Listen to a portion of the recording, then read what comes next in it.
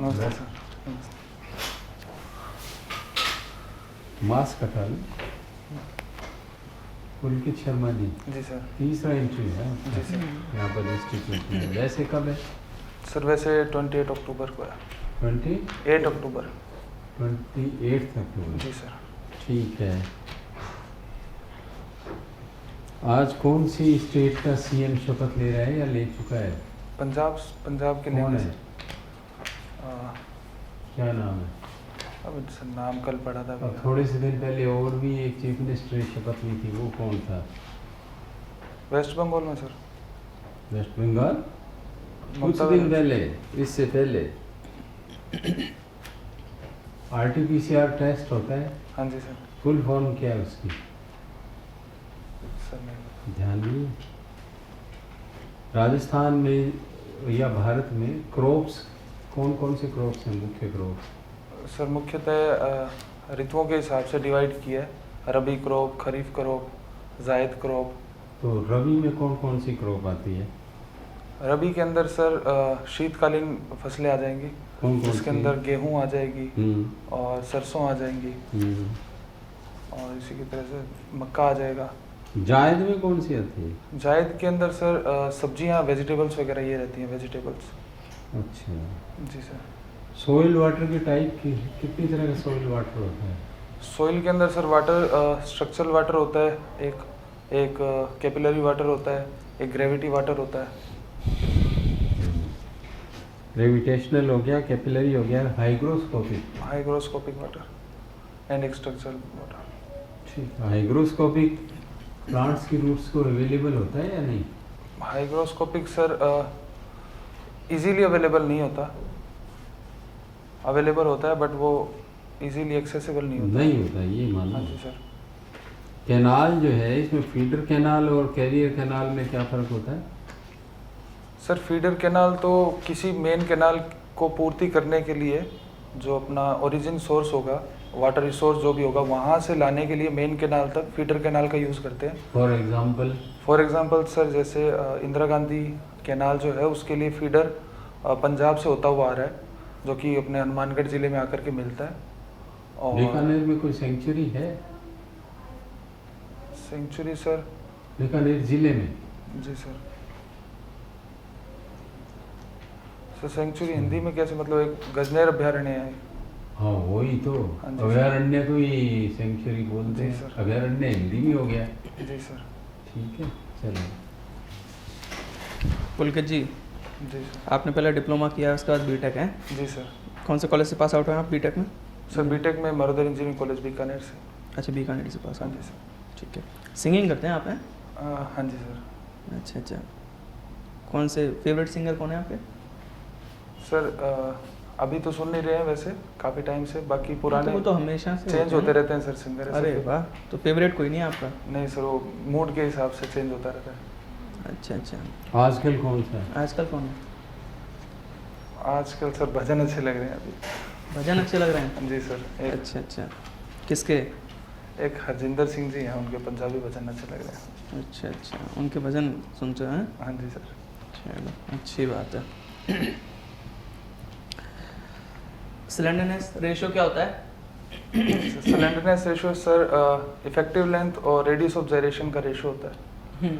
इसको sir use करते हैं कंप्रेसिव स्ट्रेस की वैल्यू निकालने के लिए। बेंडिंग स्ट्रेस की वजह से जो कंप्रेसिव बेंडिंग स्ट्रेस है उसकी टेबल होती है सर, स्टील टेबल में, उसके साथ यूज़ करते हैं।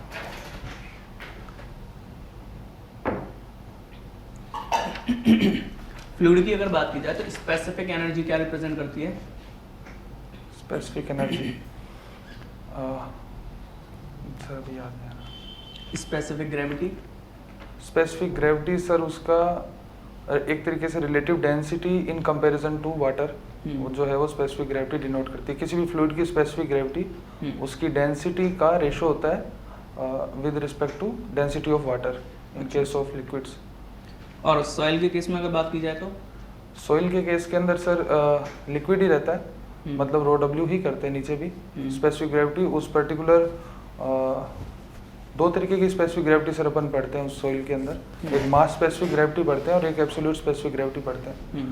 तो उसके अंदर एक तो सिर्फ सॉलिड की वजह से सॉलिड्स का जो होता है उसको स्पेसिफिक ग्रेविटी मानते हैं, और एक मास स्पेसिफिक ग्रेविटी होती है जो टोटल वॉल्यूम की जो मतलब कि टोटल जो वेट है सॉइल का उसके करस्पॉन्डिंग अगर अपन देखें तो उसको क्या मानते हैं? उसको सर मास स्पेसिफिक ग्रेविटी कहेंगे। अच्छा, और सॉलिड के रेस्पेक्ट में कर लें तो? सर सॉलिड के रिस्पेक्ट में कर रहे हैं देन मास स्पेसिफिक ग्रेविटी कहेंगे, एंड वो एब्सोल्यूट स्पेसिफिक ग्रेविटी रहती है, टोटल स्पेसिफिक ग्रेविटी रहती है। थिक्सोट्रॉपी क्या होती है? थिक्सोट्रॉपी सर सॉइल की प्रॉपर्टी होती है, सेंसिटिव सॉइल जो होती है उसके अंदर आसपास किसी भी तरीके की वाइब्रेशंस आने की वजह से उसकी शेयर स्ट्रेंथ में रिड्यूस हो जाती है, उसकी शेयर स्ट्रेंथ रिड्यूस हो जाती है, फिर टाइम के रिस्पेक्ट में वो वापस से अपनी शेयर स्ट्रेंथ को डेवलप करती है। सॉइल की इस प्रॉपर्टी को थिक्सोट्रॉपी कहते हैं। अच्छा अच्छा। स्प्रिंग जो होती है, आपने देखा होगा कि कभी भी एक व्हीकल चल रहा है तो उसमें अगर जो स्प्रिंग या शॉकर बोल दो जो लगे होते हैं गाड़ियों में, बाइक में, तो देखा होगा आपने धच्ची जब भी आती है, ठीक है, कोई खड्डा आ गया तो वो एकदम से, ठीक है ना, दबती है और फिर उसके बाद नॉर्मल हो जाती है। तो ये जो हुआ है फिनोमेना क्या कहलाता है?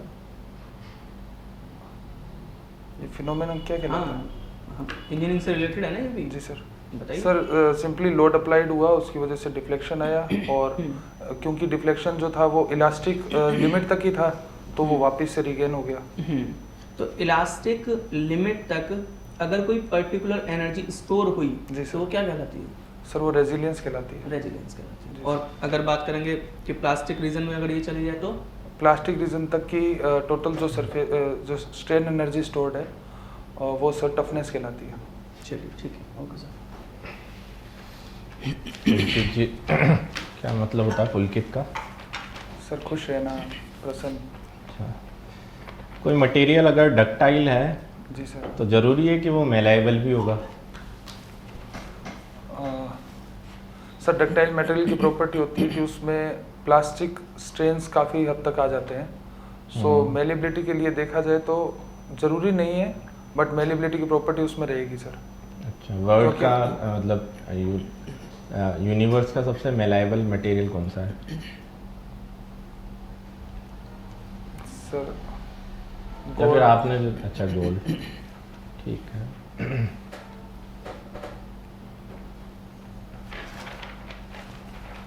ये जो आपका कॉलम होता है जी इसमें एक फिनोमिना होता है बकलिंग। जी सर। कभी बीम में भी बकलिंग फिनोमिना देखा आपने? जी सर, बीम में बकलिंग, अगर बीम एक्सियल कंप्रेशन के लिए एक्सियल कंप्रेशन बीम के ऊपर लग रहा है तो उस केस के अंदर कभी कभी बीम में भी लेटरल बकलिंग आ जाती है सर। अच्छा, और उसको प्रिवेंट करने के लिए क्या करोगे आप लोग? उसको प्रिवेंट करने के लिए सर शियर स्टीरप्स प्रोवाइड करते हैं अपन, शियर स्टीरप्स उसके लिए करते हैं और वही करते हैं सर बस। शियर स्टीरप्स तो आरसीसी में आप प्रोवाइड करते हो? जी सर। ओके, आप उसके लिए कह रहे हैं स्टील स्ट्रक्चर्स के लिए? जी सर, उसके लिए सर उसको ऊपर बेस प्लेट से कुछ कनेक्ट कर सकते हैं अपन, जो उसका अपर फ्लेंज होगा उस अपर फ्लेंज के ऊपर कुछ टॉप के ऊपर कुछ अपन वो लगा सकते हैं, प्लेट लगा सकते हैं, उसके साथ कनेक्ट करके सर लेटरल पर। जो आपने शियर स्टीरप्स बोला उसका क्या यूज़ होता है आरसीसी में? शियर स्टीरप्स के सर मल्टीपल यूज हैं, जैसे शियर कैपेसिटी भी बीम की जो है वो बढ़ाता है, कंक्रीट की कन्फाइनमेंट करता है, और क्रैक्स को प्रोपगेट नहीं होने देता आगे तक, एंड प्लेसिंग जो मेन बार्स की जो प्लेसमेंट है उसके लिए भी शियर स्टीरप्स। कभी स्लैब में प्रोवाइड करते हैं कि शियर रिइंफोर्समेंट? स्लैब के अंदर सर शियर रिइंफोर्समेंट प्रोवाइड नहीं करते, बट उसमें स्पेसिंग को लेके क्राइटेरिया होता है, स्पेसिंग कम कर देते हैं कॉर्नर्स के पास। अच्छा, हाँ जी सर, जो डिस्ट्रीब्यूशन बार होते हैं उसके स्पेसिंग जो होती है वो कम कर। क्यों, ऐसा क्यों? क्योंकि सर वहाँ पर कॉर्नर्स के पास में शियर की वैल्यू जो है वो थोड़ी ज़्यादा आती है, सो उसी वजह से, और बीच में इतनी नेसेसिटी होती नहीं है तो बीच में एक्चुअल में कम कर देते हैं उसे। अच्छा, एक टॉर्शन रिइंफोर्समेंट भी प्रोवाइड किया जाता है 2A स्लैब के केस में तो वो क्यों होता है? अभी आइडिया नहीं है सर टॉर्शन वाला केस में। कैसे डिफाइन करोगे कि कोई 1 वे शेयर है और 2 वे शेयर है? ओके सर, एक तो क्राइटेरिया उसके अंदर लेंथ का क्राइटेरिया अपन पढ़ते हैं, Lx upon LY, aspect ratio उसको बोलते हैं। लेस देन 2 रहता है तो वो 2 वे है, और मोर देन 2 है तो वो 2 होगा तो? सर 2 होगा तब भी वो 2 वे लेंगे सर उसे। अच्छा, उसे 2 वे स्लैब लेते जी हैं। सर। अगर कोई रूम है इसका स्पान अगर ज़्यादा होगा, इससे भी ज़्यादा अगर स्पान होगा और आपको चाहिए कि कॉन्फ्रेंस रूम टाइप बनाना, बीच में कोई सपोर्ट नहीं होना चाहिए, तो आप स्लैब में क्या अरेंजमेंट करोगे? सर एक टी बीम प्रोवाइड कर सकते हैं बीच में। अच्छा, जी सर। ठीक है पुलकित जी, आपका ये 3rd इंटरव्यू था यहाँ पे। और आरपीएससी में आपने कौन सा बताया था, कब है? 28 अक्टूबर है सर। हैं? 28 अक्टूबर। 28 अक्टूबर। लगातार तैयारी करो, पहले आपको बताया हुआ है, जी सर। वही बात हम बार बार कहेंगे। जनरल अवेयरनेस बढ़ाओ, टेक्निकल नॉलेज बढ़ाओ, और हाथों को ऐसे मत करो ज़्यादा, बस बल्कि लो रख लो। बाकी आपकी प्लीजेंट पर्सनैलिटी है, उसमें तड़का ज्ञान का लगाओ, ज़्यादा से ज़्यादा ज्ञान होगा उतना ही ठीक रहेगा। जी सर। और एक्सप्रेशन ठीक है आपका, लगातार तैयारी करते हैं। Wish you best of luck. जी सर, थैंक यू। ठीक है। हाँ जी सर। वैसे लास्ट टाइम भी आपका हुआ था तो अच्छा है, इस बार अच्छा गया। हाँ, ठीक है सर। अच्छा है। Don't come to decisions for myself, ये मत लिखना, कह देना अंग्रेजी में ज़्यादा फ्लुएंट नहीं है। जी सर। कोई ज़रूरी नहीं है ऐसी बात बताना, ठीक है? जी सर। ठीक, ठीक। All the best. Thank you sir.